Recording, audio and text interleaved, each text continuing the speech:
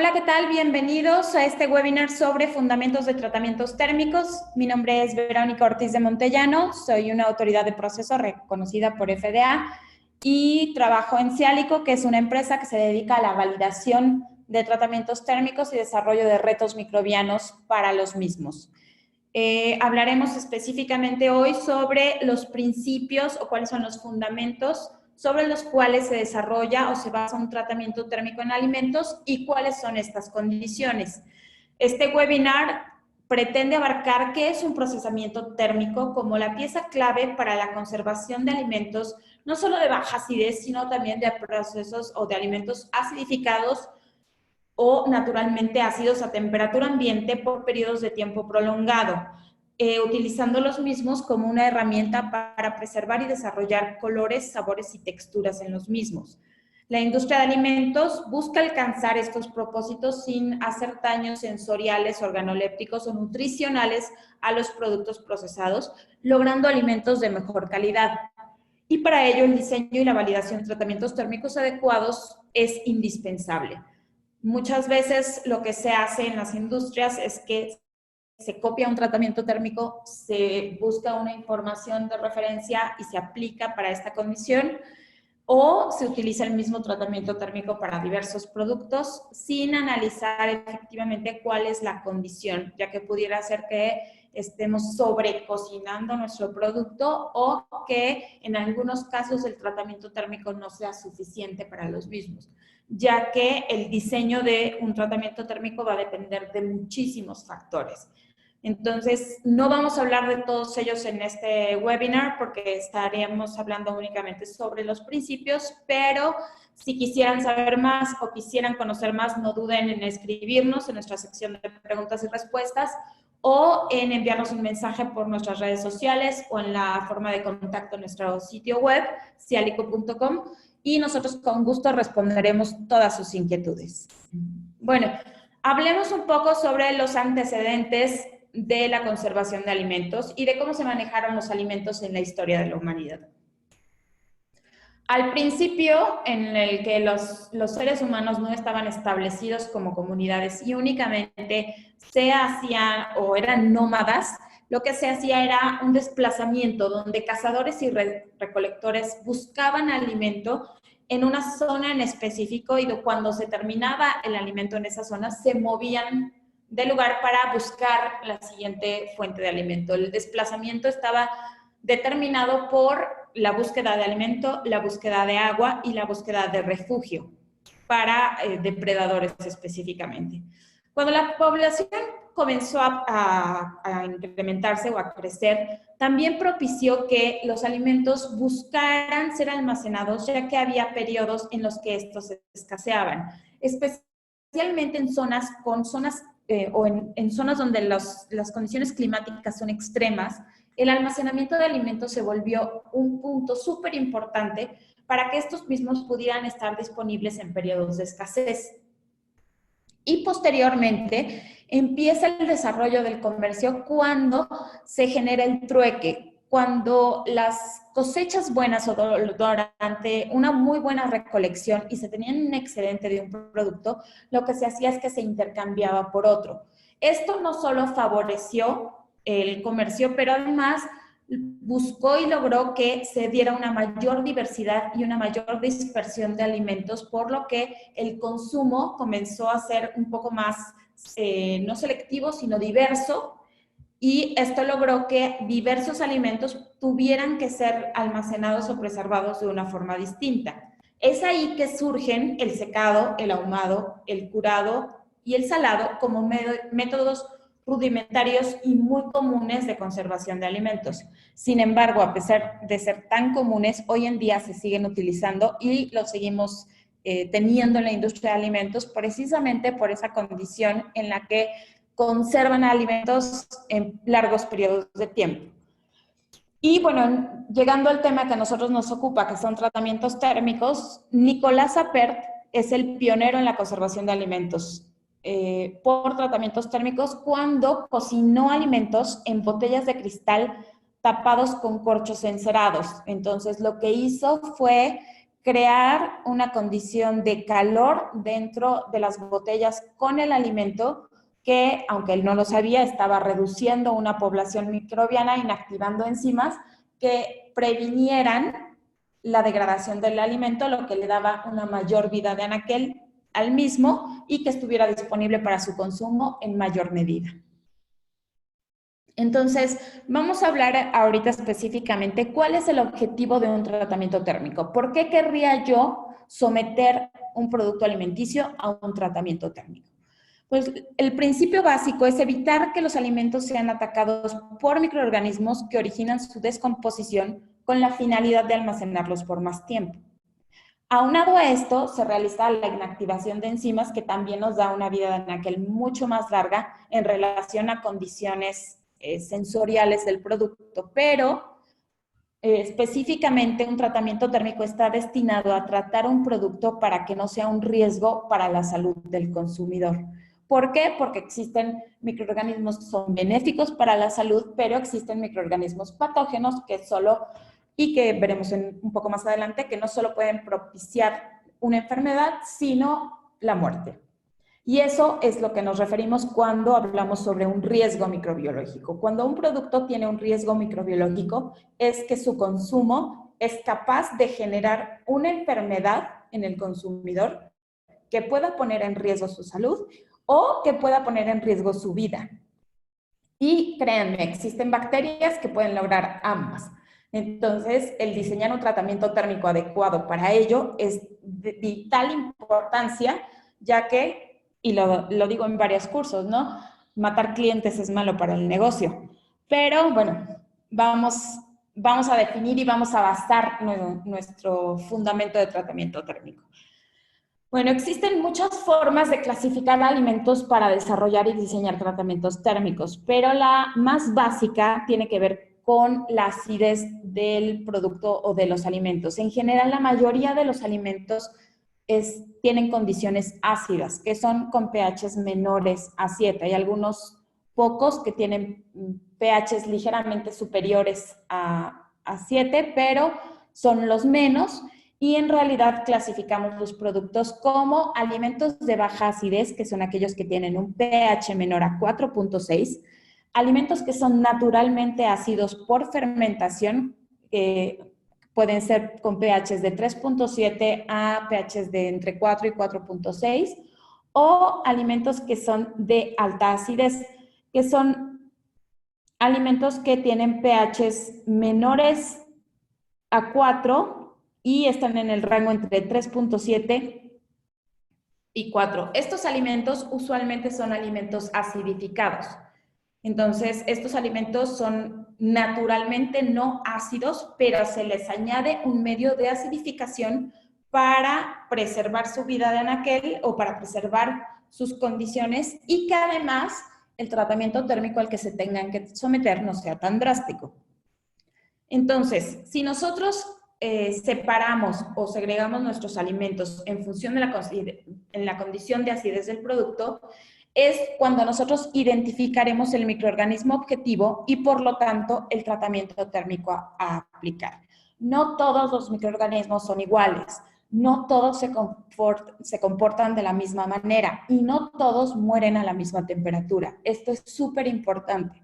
¿Por qué? Porque si nosotros diseñamos un tratamiento térmico en función de una bacteria generalizada y nuestro producto no lo necesita, no solo estamos deteriorando nuestro producto, estamos gastando dinero que no necesitamos gastar.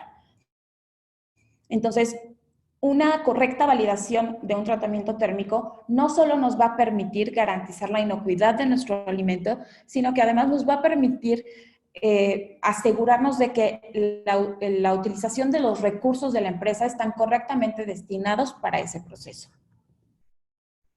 Entonces, cuando hablamos de microorganismos de importancia, la bacteria más preocupante para productores de alimentos envasados es Clostridium botulinum.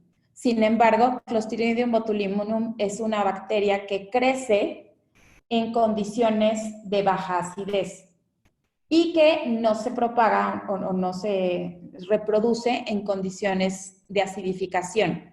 Entonces, usualmente esta es la bacteria de referencia para productos de baja acidez, pero no necesariamente para productos acidificados. El Clostridium botulinum es una bacteria que produce una toxina capaz de generar un daño neuroparalizante en el ser humano e incluso provocar la muerte. A partir de la toxina botulínica es de donde se obtiene el Botox. Y bueno, sabemos que cuando nos inyectan Botox en la cara, no es que desaparezcan milagrosamente las arrugas. Lo que sucede es que los músculos de las zonas en las que se inyectan ya no se pueden mover porque se paralizan y entonces el pliegue de la piel pues no se genera y por tanto no hay arrugas. Entonces, sucede lo mismo, si nosotros consumimos un producto que tiene una bacteria, Clostridium botulinum, que ha producido ya la toxina, paralizará nuestros músculos, inclusive, bueno, paraliza el corazón y por ende viene la muerte. Es muy importante saber que esta toxina la toxicidad de esta toxina es inmensa.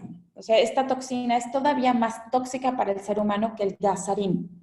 Entonces, la producción de la toxina tiene que estar completamente controlada. Además, Clostridium botulinum es una bacteria que genera esporas y las esporas usualmente son más termotolerantes o más termoresistentes que la bacteria per se. Entonces, el tener una espora en nuestro producto pudiera generar después la proliferación de bacterias que pudieran generar toxinas. Es muy importante también que consideremos que cuando vamos a procesar productos, vamos a eliminar microorganismos por calor. Las toxinas no se eliminan. Entonces, si nosotros tenemos esta toxina presente en el alimento y ha desarrollado si tenemos la bacteria presente en el alimento y ha desarrollado la toxina previo al tratamiento térmico, el tratamiento térmico no le va a hacer nada a esta toxina y va a estar presente para cuando alguien la consuma.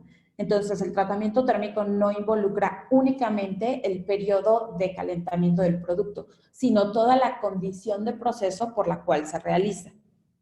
Clostridium botulinum es muy común y puede ser ubicada y aislada a partir de suelo o agua. Para que nosotros podamos identificar cuál es nuestro microorganismo de importancia, pues aquí existen algunos patógenos, están puestos en esta diapositiva, en la cual se establecen los tiempos de muerte térmica de algunas células bacterianas. Si observan, por ejemplo, Salmonella typhi y Staphylococcus aureus tienen temperaturas de muerte de 60 grados centígrados. En tiempo, Salmonella es muy sensible, 4.3 minutos versus 18.8 minutos de Staphylococcus aureus. Escherichia coli también tiene una temperatura de muerte baja, ¿no? Lactobacillus bulgaricus, que no es un patógeno, tiene una temperatura de muerte de 71 grados centígrados, pero necesita 30 minutos para esa muerte. Entonces, lo que nosotros tratamos de buscar aquí es efectivamente para el producto en específico que nosotros estamos desarrollando o tratando térmicamente, ¿cuál es mi microorganismo de importancia? ¿Cuáles son las condiciones a las cuales este crece? ¿Y cuánto tiempo tarda en morir? Porque eso es importante para determinar qué tratamiento térmico y cómo lo voy a diseñar en relación a tiempo, temperatura y condiciones. Entonces, hablemos ahora sobre la resistencia microbiana a los tratamientos térmicos. Hay algunos microorganismos que, bueno, sí tienen una muerte térmica, pero que desarrollan una resistencia a tratamientos térmicos. Y esta está relacionada directamente con la temperatura óptima de crecimiento. Nosotros podríamos observar que los psicrófilos son más sensibles a los tratamientos térmicos y los termófilos son más resistentes. Su mismo nombre lo indica, ¿no? Y como comentaba hace algunos momentos, aquellos microorganismos esporuladores son más resistentes que aquellos no esporuladores. Y por ende, los esporuladores de microorganismos termófilos son todavía más resistentes que esporuladores de mesófilos. También es importante considerar que las bacterias gram positivas son más resistentes que bacterias gram negativas. Entonces, aun cuando un par de bacterias pudiera tener la misma temperatura de muerte o la misma letalidad en relación a una temperatura contra el tiempo establecido, si estas distintas bacterias son gram positivas y gram negativas, es mayor la posibilidad de que una bacteria gram positiva resista mejor el tratamiento térmico que una bacteria gram negativa. Entonces, ¿cómo funciona un principio o cuáles son los principios de un tratamiento térmico? Lo que sucede es que nosotros aplicamos calor. El calor inactiva o destruye a los patógenos que se pueden encontrar en alimentos y una mala aplicación de calor puede provocar efectos contrarios a los deseados en el alimento, ya sea por la degradación, la sobrecocción o la pérdida de características sensoriales, o en este caso que no sea suficiente el tratamiento térmico y entonces que tengamos un riesgo de presencia de patógenos. Entonces, para un tratamiento térmico es importante tener en cuenta lo siguiente: el conocimiento de la penetración de calor, es decir, cómo entra el calor al alimento y cómo va penetrando a través del mismo para alcanzar todas las zonas del alimento per se, ¿no? ¿Cuáles son los conceptos de los valores de letalidad? ¿Qué quiere decir? Mi microorganismo, ¿qué necesita para ser eliminado? ¿Cómo voy a matar adecuadamente a mi microorganismo o eliminar adecuadamente mi microorganismo? ¿Y cuáles son los parámetros críticos de proceso a considerar para el desarrollo, la validación y la continuidad de un tratamiento térmico con factores de seguridad incluidos? Entonces, ¿qué factores afectarían la termorresistencia de un microorganismo? Okay, la presencia de agua. Usualmente cuando tenemos bacterias que crecen actividades de agua bajas, la termorresistencia de los mismos es mayor. ¿Por qué? Porque están ubicadas para desarrollarse o propagarse en condiciones extremas, mientras que bacterias que crecen con actividades de agua muy altas, bueno, tienen una termorresistencia menor a la misma. ¿Por qué? Porque no la necesitan.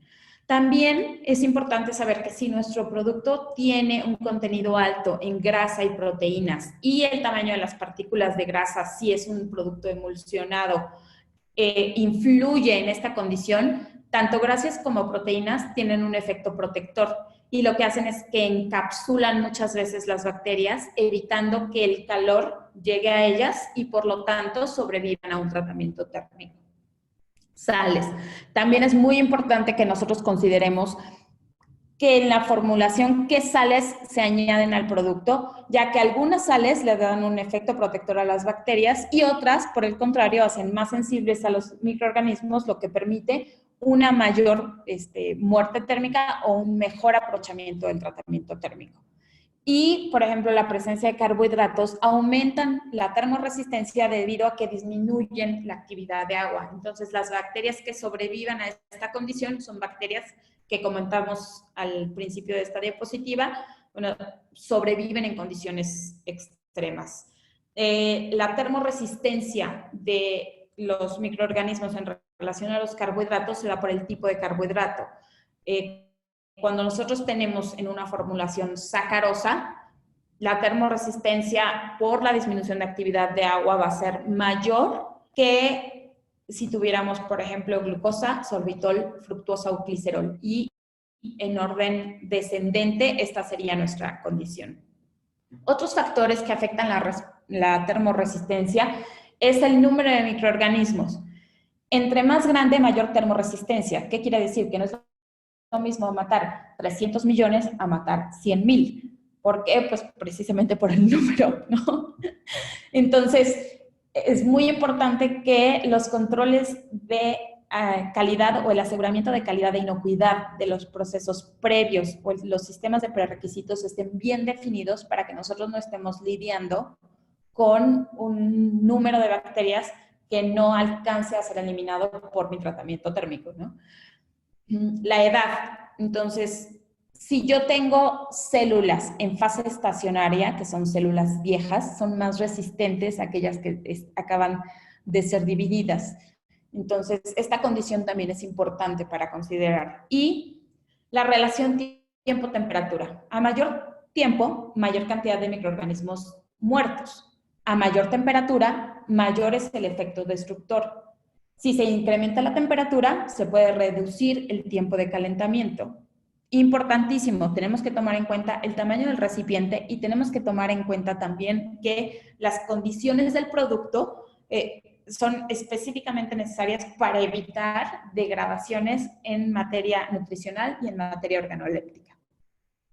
Entonces, hablando de los principios básicos de tratamientos térmicos, pues vamos a hablar de 3 valores que son como la base en el cual se fundamenta un tratamiento térmico. Y el primero de ellos es el valor D. El valor D está relacionado al tiempo durante el cual el número de microorganismos muere de 1 a 10 en el número inicial en un intervalo de tiempo, independientemente del número actual. En este tiempo, la cantidad de microorganismos decrecen en un factor de 10 o se reducen en un 90%. El valor D puede ser definido como el tiempo a cualquier temperatura para destruir el 90% de las esporas o células vegetativas de un microorganismo dado. Esto puede parecer muy confuso, pero vamos a hablar de esta forma. Si yo tengo 1.000.000 de bacterias, ¿no? Y voy a reducirlas en un 90%.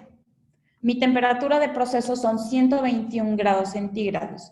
Entonces, ¿cuál es el tiempo que yo necesito para que mi número inicial de bacterias pase de 1.000.000 a 100.000 a 121 grados centígrados? Ese tiempo es mi valor D. Y eso es la reducción de un ciclo logarítmico. Esta es la base del diseño de tratamientos térmicos. Entonces, lo vemos de esta forma, ¿no? Si yo tardo a una temperatura dada, que en esta tabla son 121 grados centígrados, yo tardo 10 minutos o 13 minutos para disminuir de 10.000 unidades formadoras de colonia a 1.000 unidades formadoras de colonia, que sería un ciclo logarítmico, mi valor D son esos 13 minutos. Es lo que yo estoy hablando como mi número de reducción logarítmica. La línea recta que se observa es la línea de muerte microbiana, cómo se muere el microorganismo y los tiempos que tardará para que alcance los ciclos logarítmicos que yo quiero reducir. Ahora hablemos sobre el valor Z. El valor Z tiene que ver con grados de temperatura. Entonces, muy importante, cuando hablamos de valor D, estamos hablando de tiempo. Cuando hablamos de valor Z, estamos hablando de temperatura. Y los valores Z usualmente, o más bien, siempre tienen que ver con un microorganismo en específico. Entonces, el valor Z está relacionado con el número de grados que hay que aumentar para que la curva de muerte térmica disminuya un ciclo logarítmico en un tiempo D. Esto está definido también en una temperatura de referencia, ya sea a esterilización, que pueden ser 250 grados Fahrenheit o 121 grados centígrados en un valor de F0, o para pasteurización a 185 grados Fahrenheit u 85 grados centígrados, o existen algunas otras temperaturas de referencia. ¿Pero qué quiere decir esto? Bueno, que si en minutos, ¿ok?, yo tardo en reducir de 90, o más bien en incrementar de 90 a 100 grados centígrados, ¿sí?, para pasar de 30 minutos a 3, mi valor Z va a ser esa diferencia. Entonces, el valor Z es de 10 para ese microorganismo. Me regreso, ¿no? Que es el número de grados que hay que aumentar para que la curva de muerte térmica disminuya un ciclo logarítmico al tiempo D. Entonces, si yo proceso a 90 grados centígrados, el valor D en minutos será de 30. Pero si yo lo proceso a 100 grados centígrados, entonces el valor D será de 3. Y ahí estoy logrando una reducción de un ciclo logarítmico. Si quisiera más, entonces pues nada más tengo que multiplicar. Y por último, hablaremos el valor F. El valor F es el valor de letalidad de un proceso y está dado también en tiempo, que es el tiempo equivalente en relación a 121 grados centígrados de todo el calor considerado con respecto a su capacidad para destruir microorganismos de un tipo en específico. Está definido como la capacidad de un proceso térmico para reducir la población de un determinado microorganismo en un recipiente. Entonces, nosotros conocemos cuál es nuestro valor D, nosotros predecimos cuál es, o podríamos identificar cuál es la población inicial de microorganismos y cuál sería nuestra población final esperada de microorganismos, y con esto nosotros determinamos el tiempo de proceso.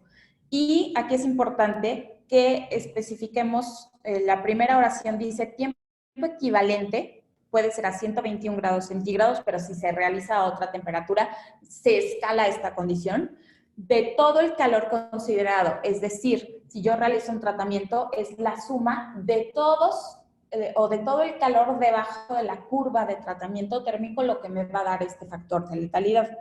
Entonces, el factor de letalidad está dado por el valor D para reducir un ciclo logarítmico y el logaritmo de la población inicial menos el logaritmo de la población final. Usualmente, en la industria de alimentos enlatados de baja acidez, el valor utilizado en la industria enlatadora per se es el valor 12D. ¿Por qué? Este valor 12D se ha comprobado que reduce la probabilidad de sobrevivencia de esporas de Clostridium botulinum a 10 a la menos 12 en productos con pHs menores a 4.6. Entonces, esto nos da una certeza de inocuidad que permite que sea casi imposible, aunque no deja de estar ahí, que Clostridium botulinum crezca en un producto. Entonces, si nosotros consideráramos que en un producto tenemos una espora de Clostridium botulinum en un recipiente y al final queremos una probabilidad de supervivencia de 1 por 10 a la menos 12, pues lo que tendríamos que hacer es de nuestro F0, nosotros sabemos que para Clostridium botulinum a 121 grados centígrados, el valor de un tratamiento térmico para reducir ese ciclo logarítmico es de 0.21 y mi población final es 1, mi probabilidad de supervivencia sería 10 a la menos 12, entonces el logaritmo de 1 menos el logaritmo de 10 a la menos 12 nos da la multiplicación de 0.2 por 12 de un valor de F0 de 2.52. Esto quiere decir que el producto es el mínimo tiempo a la temperatura de 121 grados centígrados que se debe de cumplir o que el producto debe de cumplir. Entonces, esto es súper importante. Cuando diseñamos tratamientos térmicos, si no tenemos bien definido cuál es el F0 de nuestro tratamiento, no podemos decir que tenemos un tratamiento térmico validado. Cuando nosotros hablamos de F0s, usualmente redondeamos a 3, 2.52, a veces es difícil calcular y entonces nosotros establecemos que por seguridad o por rango de seguridad mi F0 va a ser de 3.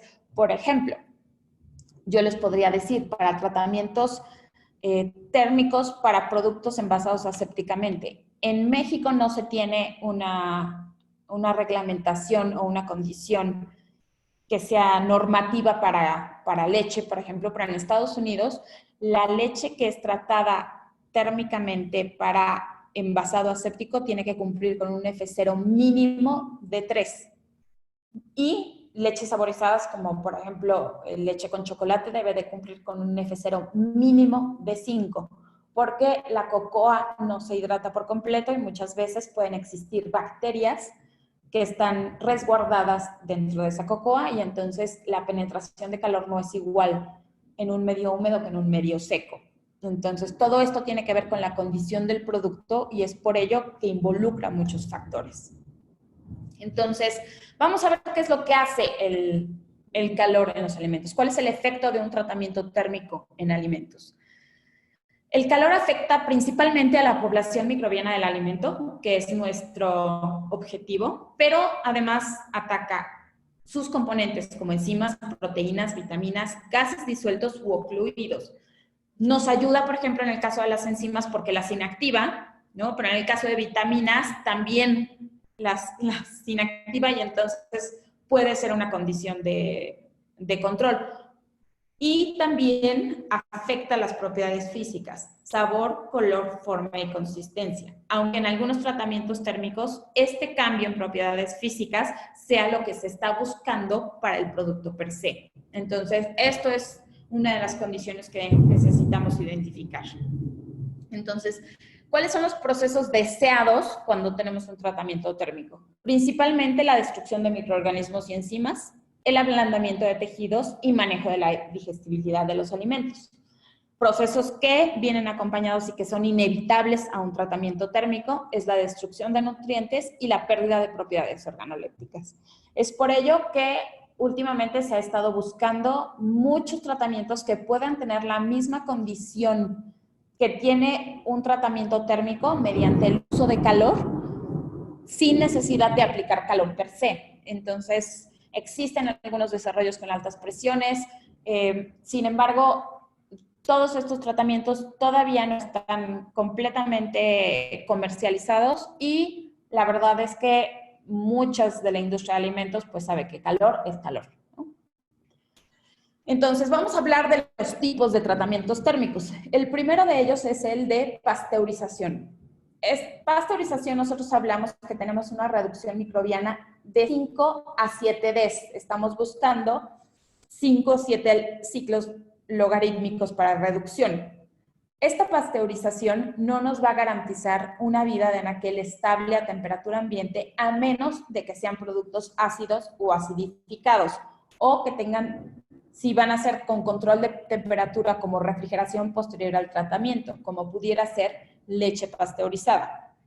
Tiene que tener una relación mínima en batch de 30 minutos a 68 grados centígrados o en high temperature short time a 15 grados por 72, 15 segundos, perdón, por 72 grados centígrados o sus equivalentes. Pueden ser menos tiempo o mayor temperatura, pero esta condición de pasteurización, la base es que su reducción microbiana es únicamente de 5 a 7 ciclos logarítmicos, que muchas veces para productos, o más bien en la mayoría de las ocasiones para productos ácidos y acidificados, es más que suficiente.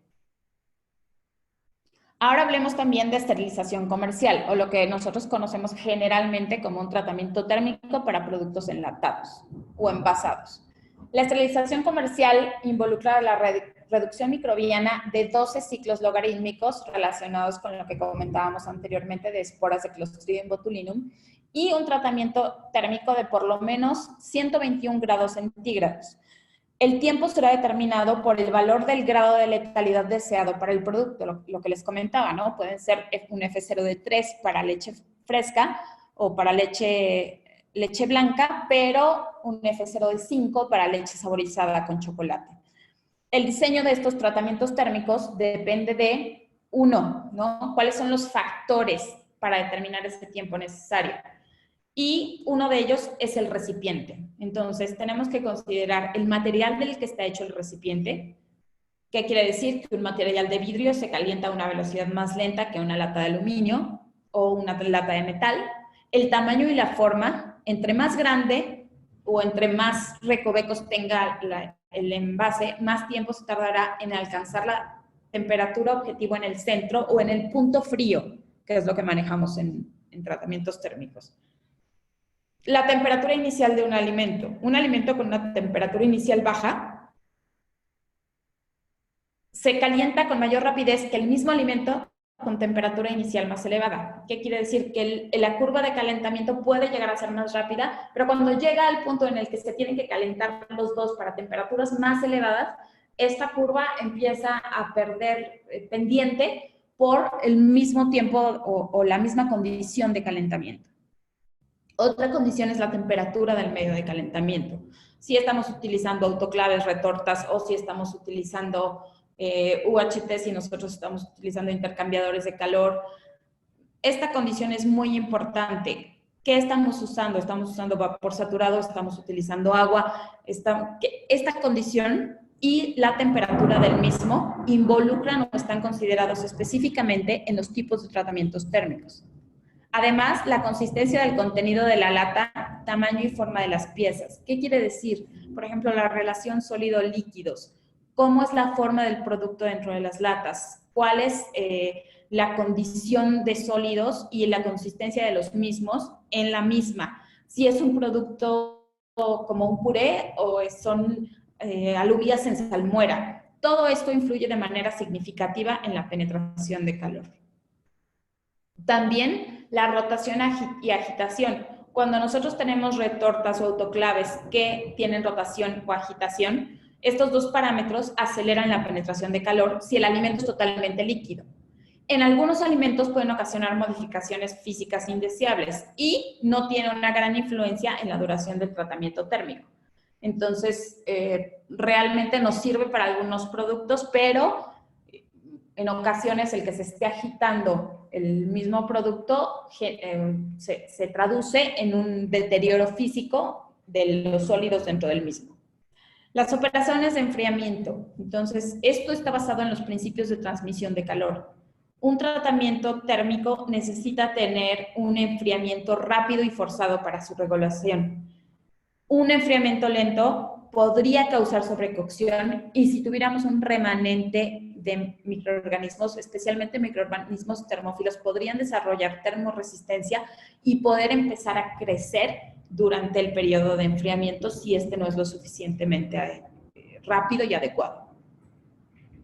Y bueno, otro tipo de tratamiento térmico son los procesos de envasado aséptico y procesos UHT, que es aplicable tanto para productos acidificados como de baja acidez, únicamente cambia la condición de ya sea pasteurización, de esterilización, pero se realiza un tratamiento térmico para un determinado valor de F0 en tiempo en función de la naturaleza del producto y el mismo es posteriormente envasado en una zona estéril, en un recipiente estéril.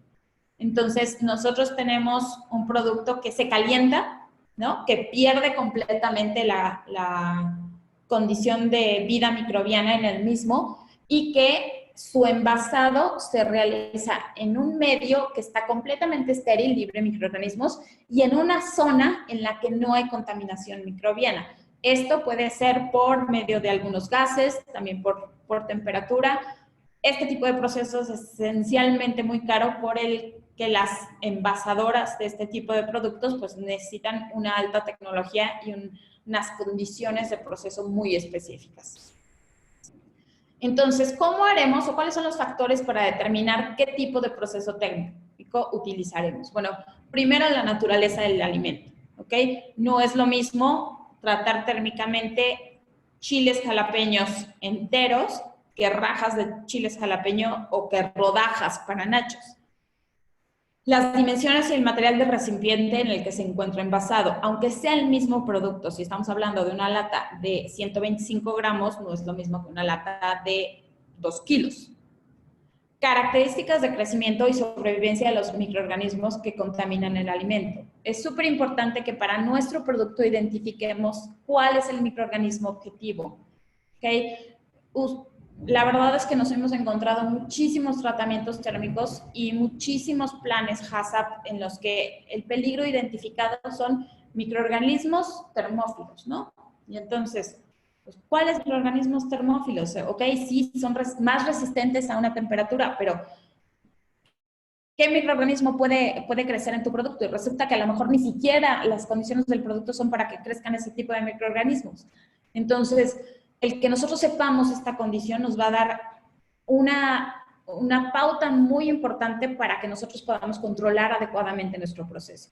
Y por último, la vida útil esperada, que es lo que nosotros estamos esperando en nuestro producto en anaquel. ¿Cómo se va a manejar? ¿Cómo se va a distribuir? ¿No? Porque no es lo mismo distribuir en Veracruz que distribuir en Orizaba.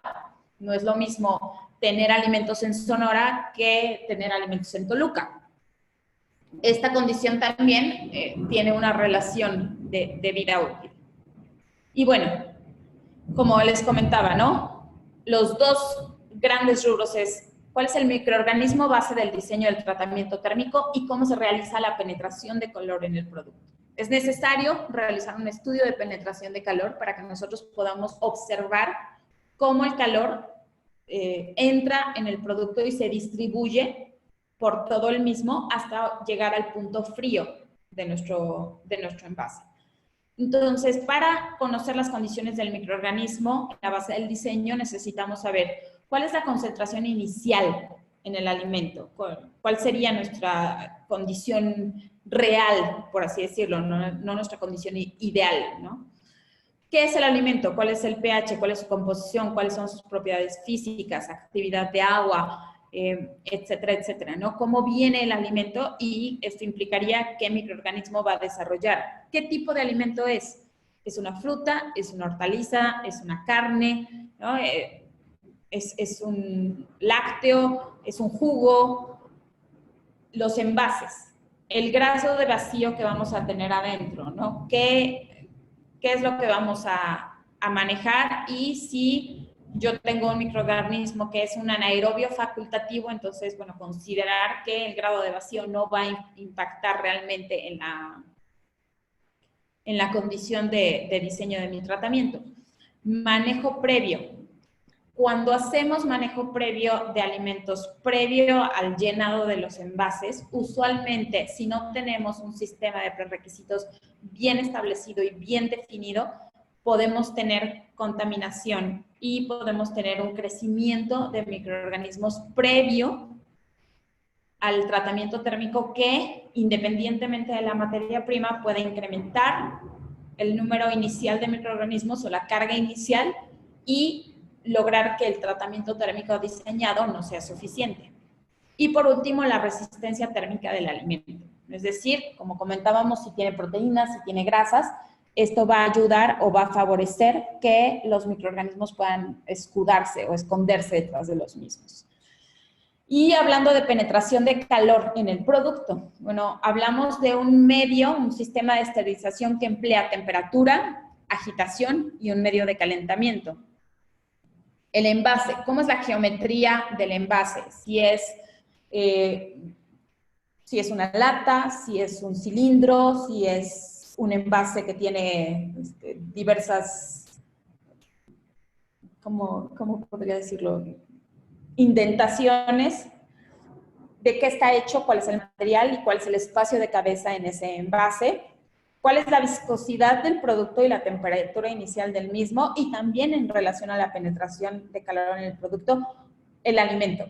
Cuál es su composición, cuál es su contenido de grasa, almidón, partículas en suspensión, azúcares, etcétera, etcétera.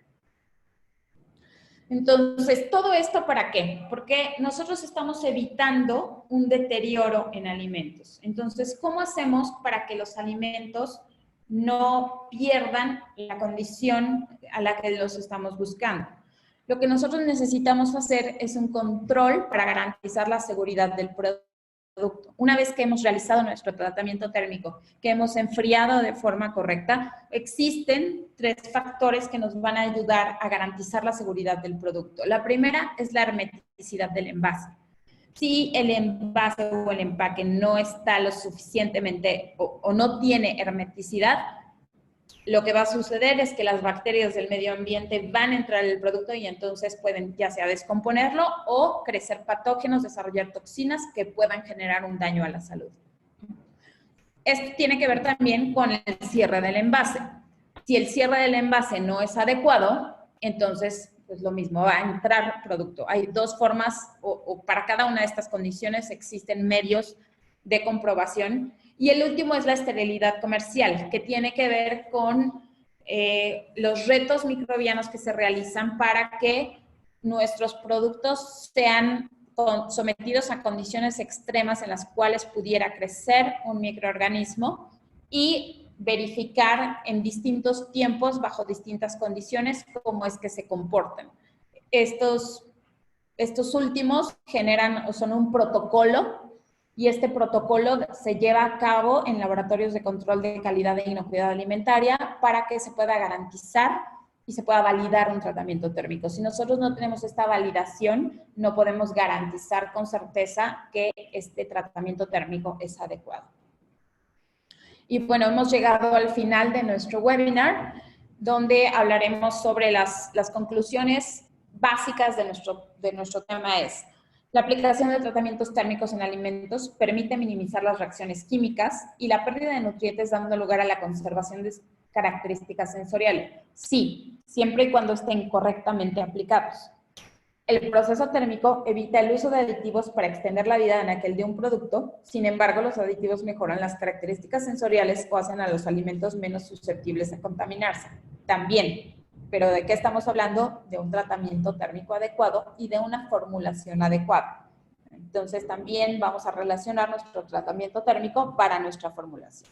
¿Qué quiere decir? Que un tratamiento térmico bien diseñado y correctamente retado y validado garantiza que se cuenta con una garantía de inocuidad para el producto y un desarrollo que conservará las características organolépticas del producto en la relación con el diseño. Es decir, sí, si nuestro producto va a tener una degradación organoléptica que es esperada en el mismo producto, bueno, está considerada en esa condición. Pero lo importante de esto es que un tratamiento térmico no es solamente tiempo-temperatura. No es meter a una olla express un envase y que se caliente. Hay muchos factores que están involucrados, hay muchas condiciones que están involucradas. Si nosotros no conocemos adecuadamente a nuestro microorganismo, si nosotros no conocemos cuál es su proceso de muerte, si nosotros no conocemos sus factores de letalidad en relación a condiciones de tratamiento, muchas veces nosotros tenemos límites de proceso y límites críticos. Y no hacemos nada cuando están los límites críticos. Los límites de proceso nos identifican que algo está saliendo mal, porque ya vimos que 1 o 2 grados de temperatura pueden marcar una diferencia significativa en lo que concierne a un tratamiento térmico. Y bueno, esto fue todo por hoy. Espero que les haya gustado. Les agradecemos muchísimo su visita a nuestro webinar. Si quisieran más información, como les comentaba en un inicio, visiten nuestras redes sociales, visiten nuestra página y escríbanos en la forma de contacto, o pueden escribirnos a contacto@cialico.com. Y bueno, les agradecemos su suscripción al canal de YouTube de Cialico, y si desean mayor o quieren ver cuáles son nuestras opciones de webinars o de cursos que tenemos en línea, con gusto se los haremos llegar. Gracias por todo y que tengan un excelente día.